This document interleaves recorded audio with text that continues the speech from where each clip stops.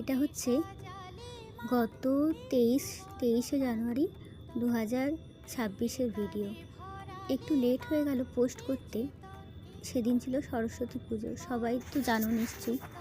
তো সরস্বতী পুজোতে এই বছরের আমার ভাইপোটার এই বছর হাতে খড়িও হয়েছে। আমাদের বাড়িতে আমরা প্রত্যেক বছরই সরস্বতী পুজো করে থাকি। তো এই বছর একটু স্পেশাল হয়েছে, কেননা ভাইপোটার হাতে খড়ি হয়েছে, তাই এই বছর আমাদের কাছে সরস্বতী পুজোটা খুবই স্পেশাল। প্রথমে আমি আমার নিজের সাধ্যমতো একটু সরস্বতী ঠাকুরকে সাজিয়ে নেওয়ার চেষ্টা করেছি। এইভাবে আমি একটু সাজিয়ে এনেছি। আমার ভাইপো সেদিন পরেছিল একটা ধুতি পাঞ্জাবি, ওই যে রেডিমেড ধুতি পাঞ্জাবিগুলো হয় না এখন, ওইগুলোই পরেছিল।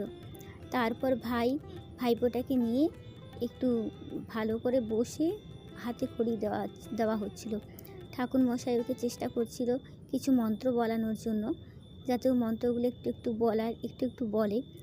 বলছিল কিছুটা করে, নিজে যতটা পারে ততটা শুনে একটু বলারও চেষ্টা করছিল।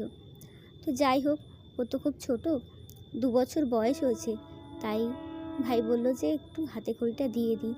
এই বছর না পারলেও সামনের বছর ওকে তাহলে প্লে স্কুলে বা কোনো নার্সারি স্কুলে ওকে ভর্তি করা যাবে, তাই ওকে হাতে খড়ি দেওয়া হচ্ছিল।